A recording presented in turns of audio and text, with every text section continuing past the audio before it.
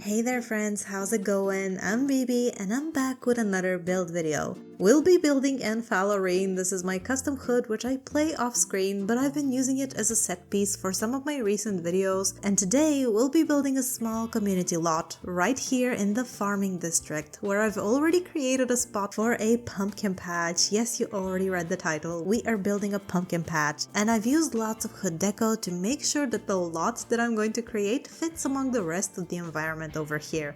And you'll see at the end of this video how the community lot I create here seamlessly blends with its surroundings, like you can't even tell that it's there.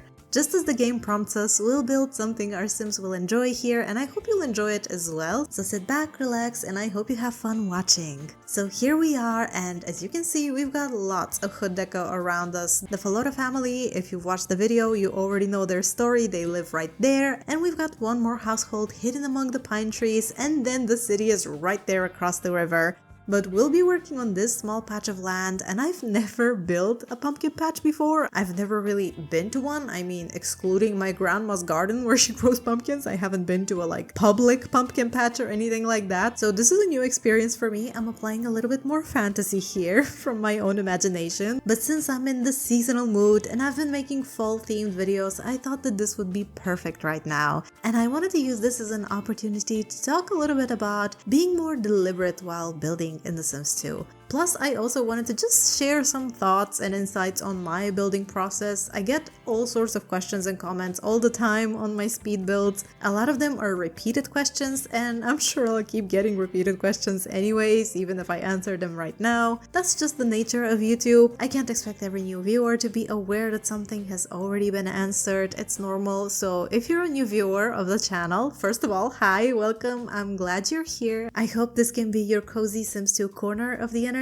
But if you have any questions, leave them down below. I'll try to answer if I can. So one of the questions I often receive is, how do you move objects up and down? I feel like I need to address this one because I legitimately receive this on every single video. That's something the Sims 4 players are used to, and it's something I love being able to do when I build in The Sims 4. Yes, I like The Sims 4. I play it every now and again, just I don't really talk about it on the channel. So it's a huge quality of life improvement being able to do the same thing in The Sims 2 as well. I use a mod for that. It's called the Shiftable Everything mod. Check out the description of the video. I'll link it in there. It's on Mod The Sims, but it's one of my must-have mods. Basically, you just put it in your game, you install it, and then you use the bracket keys on the keyboard to move objects up and down. It's not super unlimited like in The Sims 4, but it's so good. It's so good for decorating. Even if I deleted all of my custom content and only kept a handful of mods, this would absolutely be one of those things that I'd 100% keep. I also use a handful of cheats while I build all the time. I always write them down in the descriptions of my build videos, other than move objects, which of course you need for placing stuff wherever you want. I have edited my user startup file to always have some cheats turned on by default. There are tutorials about how to do that online. I'm not gonna get into that right now. One of those cheats I've turned on permanently is allow 45-degree angle of rotation. I'll write them down again in the video description if you want to just copy and paste them. But allow 45-degree angle of rotation, god, that's such a mouthful. This cheat, as the name suggests, lets you place items at a 45-degree angle, not just pointing in 4 directions at a 90-degree angle. It's not perfect, you can't rotate completely however you want, but there are also OMSPs that you can download and use to go really all in when placing objects in any position you want. I also use the cheat SetQuarterTilePlacement. I always need to have this cheat on because it's so much more realistic to place items just a little bit off the grid, but still in a measurable increment to make them functional in The Sims 2. And of course I use snapObjectsToGrid false whenever I want to have complete freedom where I place down things. This one is especially useful for landscaping and placing clutter because plants, for instance, they don't grow in a flawless and uniform way. They are chaotic and just all over the place, and I use this cheat here to place most of the decorative pumpkins, for example. Occasionally, I'd also use the constrainFloorElevation cheat. I use it in this build as well to make the second floor of the tiny barn I built to be ever so slightly shorter. It's a much more niche cheat. For the most part, you don't really need to use it. It's best used for attaching garages to houses with a foundation. That's how I learned about that cheat. I wanted to attach a garage to a house with a foundation, and I found a tutorial for that, I believe on Mod The Sims, like way back in the day, so that's my journey with that cheat. But otherwise, you can mess things up if you don't know what you're doing. I'm not perfect at building, trust me. While I was building the farmhouse for the Flora family, for example, I wanted to give their second floor higher ceilings, and I did something a bit more unconventional with the staircase as well. I gave it like a weird double landing or whatever. Anyways, the house was gorgeous, it was really pretty, but it was also unplayable. It was legitimately crashing all the time upon loading. It was driving me insane. I thought that, oh, I must have installed some broken CC, but no. And I was so heartbroken. I was like, no, did this family get glitched or something? But it was because I did something wrong with constrainFloorElevation. So when I fixed things up and just built normally, the house had absolutely no issues, no errors anymore, no crashing. So yeah, you can mess things up if you don't know what you're doing. And I don't always know what I'm doing. I was experimenting and it backfired on me. But yeah, I think that's a brief overview of the cheats I tend to use and misuse sometimes and how I apply them in my builds. Another thing, as you just saw, whenever I decorate with a lot of clutter, I just like browsing through the catalog, picking and choosing items that fit the theme, the ideas that I have in my head, and I just place them down chaotically. I pull out everything that catches my eye, and then I try to find a suitable place for it. I like to think of this as kind of purposeful but also intuitive creation in The Sims 2. Oftentimes when you have so much custom content in your game, if you're like me and you are obsessed with custom content and you're so used to it, you can kind of forget that you have downloaded certain items. Unfortunately, there's no search option for the buy and build catalogs in The Sims 2. That would be a dream come true. This is my dream in life. Please someone mod that into the game somehow. So a lot of the time you have to operate from memory and knowledge of what you have in your game and which category it's in. Using the collection menu can definitely help you out a lot in that regard. It's not a perfect solution, but it does a good job. But that means you have to sort out collections every single time you place something in your game, which is also time consuming, so it's really not a perfect solution. But anyways, another tip I have is to learn how to use the hotkeys on your keyboard if you want to really build quickly. I've seen Sims 2 players only navigate the game's UI by just clicking, pointing and clicking with a mouse, which I mean, if you're comfortable and that's just how you intuitively play the game, you do you, that's completely fine. But I work on a computer all day with documents and software and so on, so to me using keyboard shortcuts and hotkeys is natural and it's incredibly fast. I learned that way back in the day when I was learning how to design in Photoshop and Illustrator and InDesign, so the same kind of applies to The Sims 2. It's the quickest way to navigate the UI and pick tools fast. Like I'll press E for the eyedropper tool to copy an object, and I'll press H for the hand tool to pick up and move items, or I will zoom in and out with the Z and X keys and so on and so forth. But there's one other incredibly useful keyboard combo that is rarely talked about. It's not an obscure thing, but I've really rarely seen people use it in this game. Like if you want to split floor tiles diagonally, what do?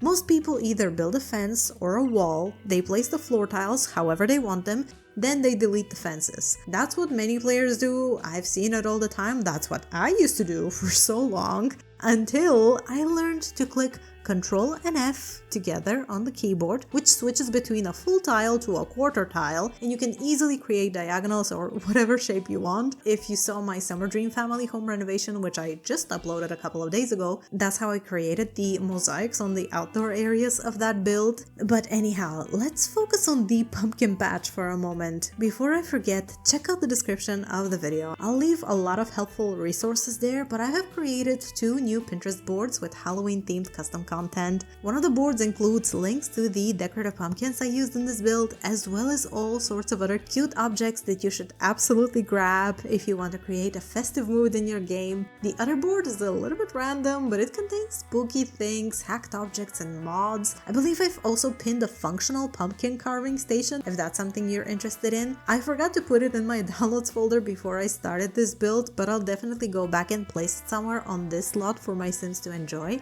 I also placed some harvestable pumpkins in the fenced off garden, and I'll probably edit the lot to make those and the apple trees harvestable so that whenever Sims come and visit this lot, they can learn some gardening, pick some pumpkins, carve them, pick some apples as well. Sims can also purchase gardening seeds on this lot, and there's tons of decorative goodies. There's just so much going on. I wanted to create this sort of environment more so for role-playing purposes in my game. That's how I used to play the game for so many years. I love to just create these super detailed set pieces, creating unique characters and towns, posing them, taking photos, writing their stories in the album tool here in the game. Speaking of photos, there's also a spot on the side which I intended to be decor for Sims who want to take seasonal family portraits. We've got a bench surrounded by hay bales, pumpkins, hanging lanterns, and this is a very tiny lot as well. We don't have a lot of space to play with here, but I wanted to cram as much as I could. I prefer playing on smaller lots. They're so much more manageable, they load faster. I just love building tiny homes. I've been considering making a video in that sort of direction for a while, but that's gonna happen whenever it happens.